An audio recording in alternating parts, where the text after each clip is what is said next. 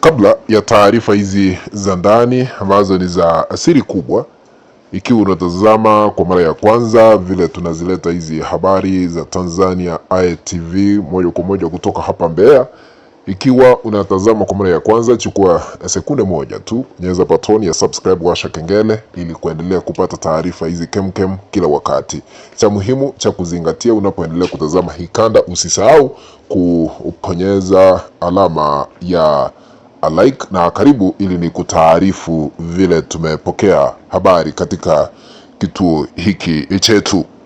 Sasa Samia amezirai baada ya serikali yake kuangaziwa na kituo cha habari cha PPC na kuanika maovu ambayo ameyafanya dhidi ya mrengo upinzani, dhidi ya Tundu Lissu, dhidi ya ukandamizaji wa haki za binadamu hapa Tanzania. Sasa hivi ameshindwa cha kufanya, ndio maana ameanzisha mashambulizi kwa BBC vile tunaenda hewani.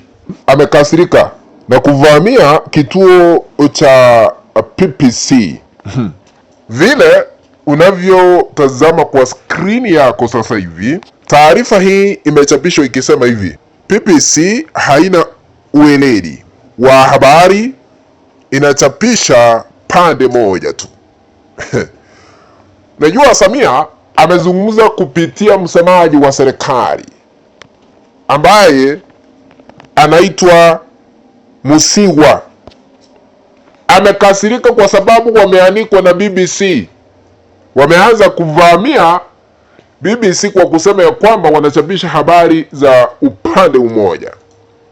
Kwa hivyo taarifa hizi tumezipokea, zinasema ya kwamba serikali ya Jamhuri ya Muungano wa Tanzania imeeleza kusikitishwa kwake na makala yaliyochapishwa na shirika la utangazaji la Uingereza BBC kupitia kipindi chake cha PPC Africa Eye.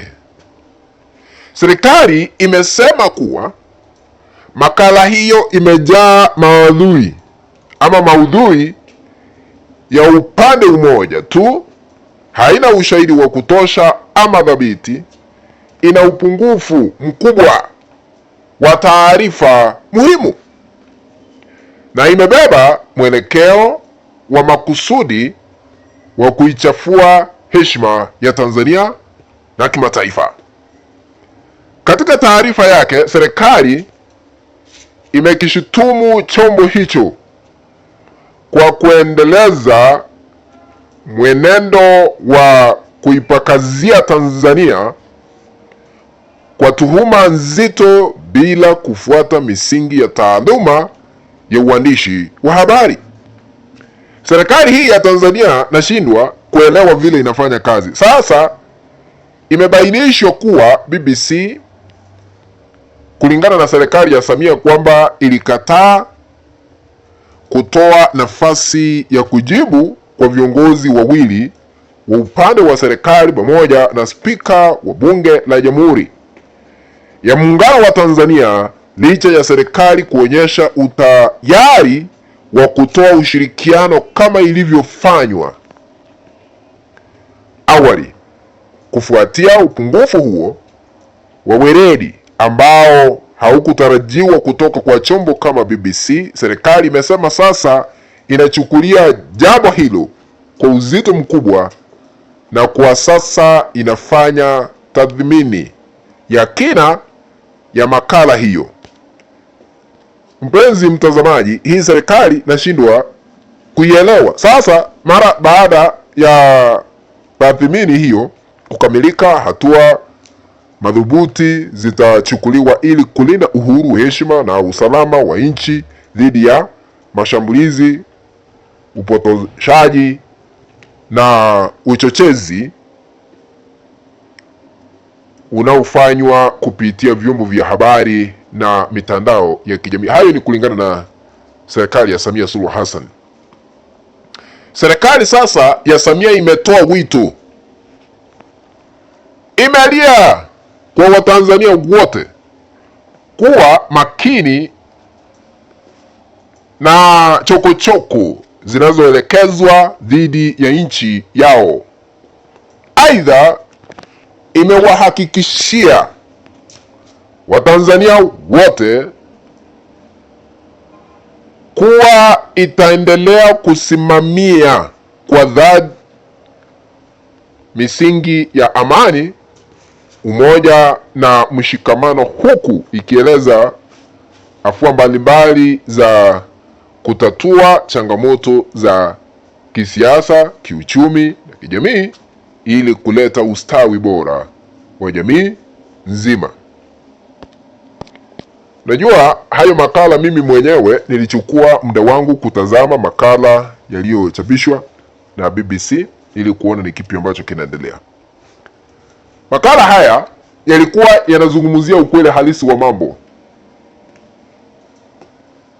vile ukandamizaji unaendelea hapa Tanzania. Wakazungumzia vile Tundu Lissu amezuiliwa pasipokuwa na makosa. Amezuiliwa zaidi ya siku 400 bila kupewa fursa ya kujitetea.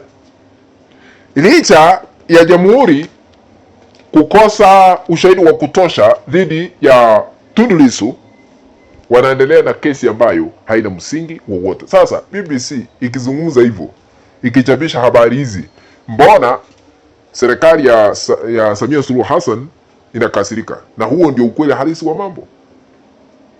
Tundu Lissu ndiye ameangaziwa kwa makala haya.